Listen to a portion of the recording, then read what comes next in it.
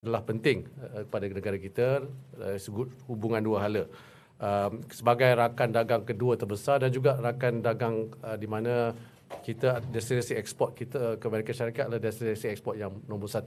Ya.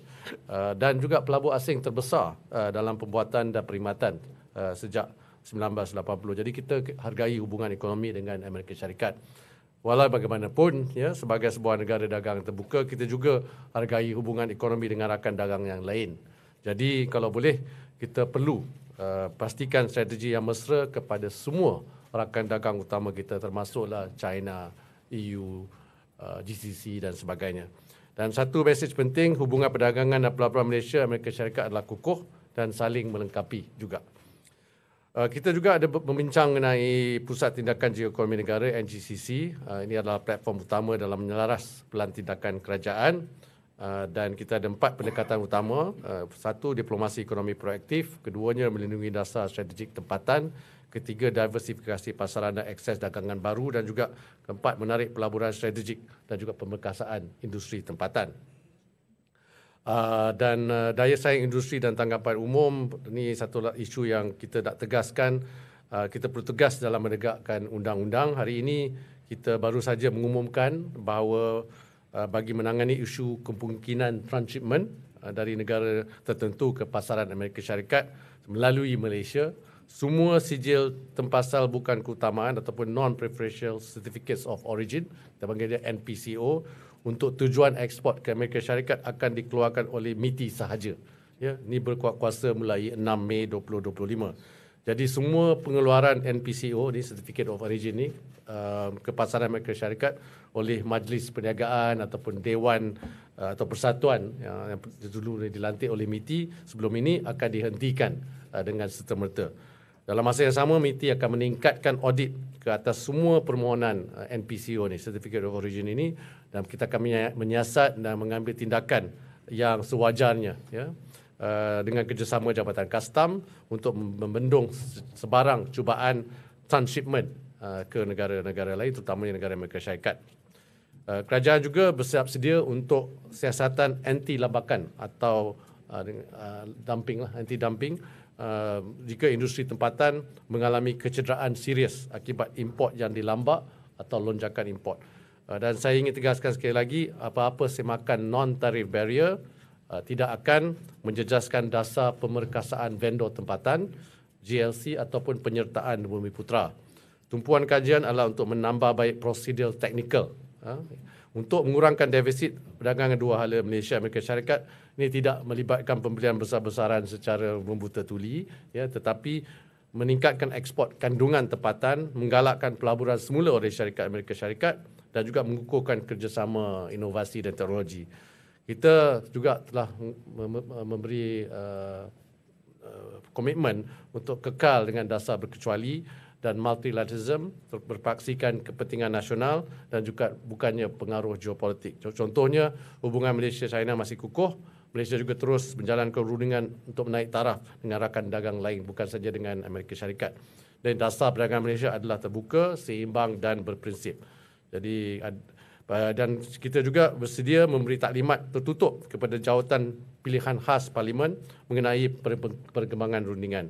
Kita akan adakan sesi libat urus juga dengan kerajaan negeri mengenai rundingan dan isu tarif timbal balas.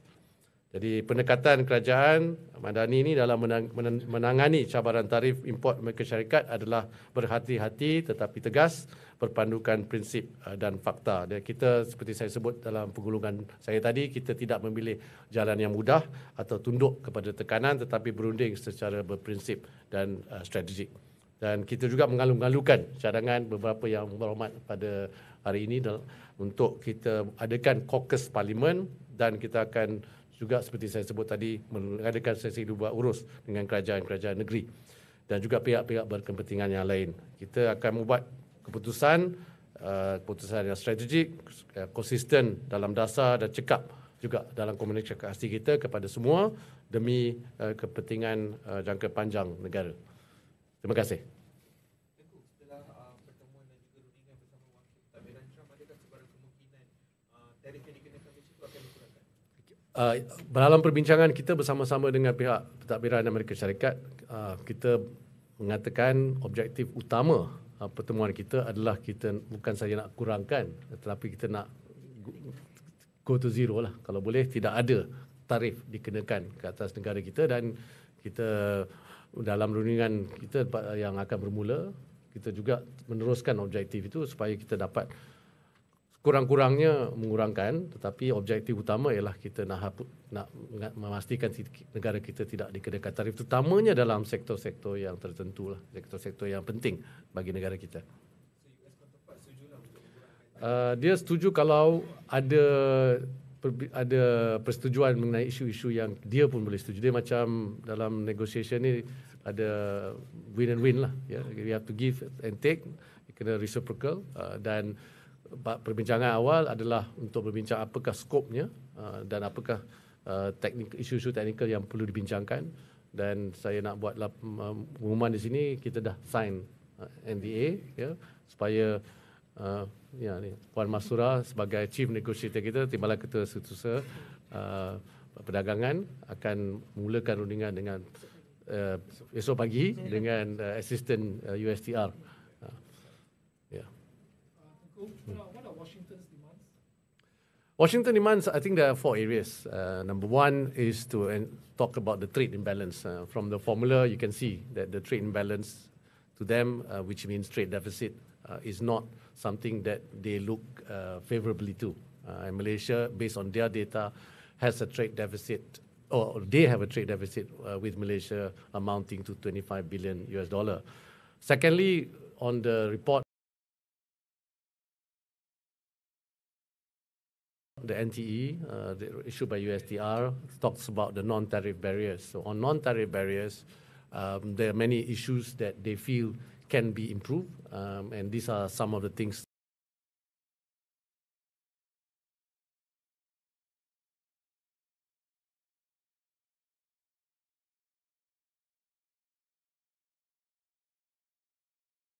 which they wanted us to look at. Today in Parliament we discussed, for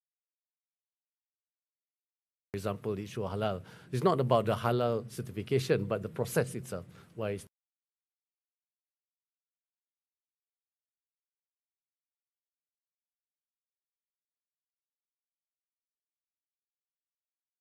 taking longer than other certifications, for example.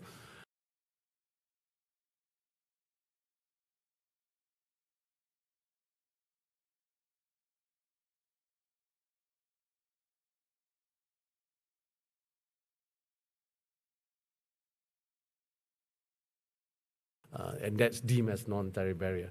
The third one is issue about safeguarding technology, technology security. This is, again, I think, a big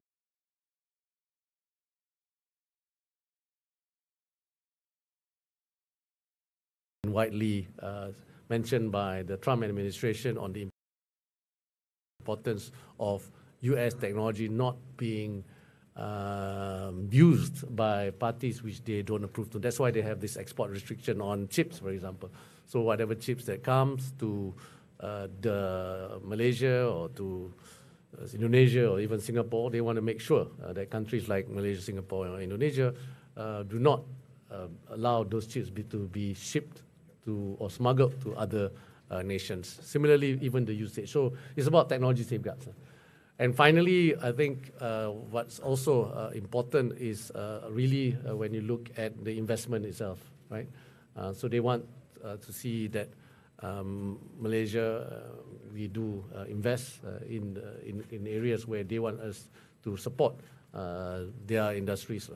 In this case, we are investing a lot. Today, Prime Minister mentioned, even the JLCs alone, the government-linked investment companies, JLICs alone, to date has invested close to $45 billion into the bond and equity markets in the United States.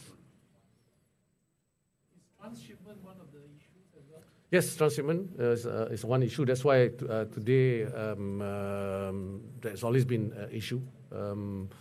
That's why the imposition on solar, for example, right? So today we have made an announcement just now that any issuance of certificate of origin for products that is going to the United States are no longer under the domain of the chambers. We given authority to the chambers before this, but now is under the authority of MITI. Because under the FTA, we have the authority, but because US and Malaysia, we do not have an FTA, so that's why we allowed the chambers to issue. But given the cases that have been widely reported, and we've done some initial investigation, we feel we have to do this, and we have to audit and do more checkings. And in the meantime, during this period, when the investigation is ongoing, we have to take back that powers. Is there a value to the alleged transshipment? Oh, we're still working on that. When is the ASEAN trade ministers meeting? The Chinese started May the 19th. Yeah. It will either May 19th or 20th. It will be done virtually. Virtually. One last question, if any. Otherwise, Any question to Yang Berhormat Liu Chintong? It's your floor. Boleh tanya. Asia's trade has grown 15 months consecutively in March. Do you expect this momentum to continue with the tariffs? Other things? I don't expect the momentum to continue, honestly. If you look at the global trend, if you look at the revised numbers by IMF, World Bank on the world economy, and also the revised number by WTO on world trade. However, you've seen the spike in the first 3 months, especially last month in March. That is because we believe that companies are exporting quickly and also stocking up, front-loading a lot of the goods that's required before the tariff comes into effect. So I don't think that the number that you see in March, it was a record number. I don't think that is sustainable going forward. So the short answer to your question is I don't think it will be as strong going forward.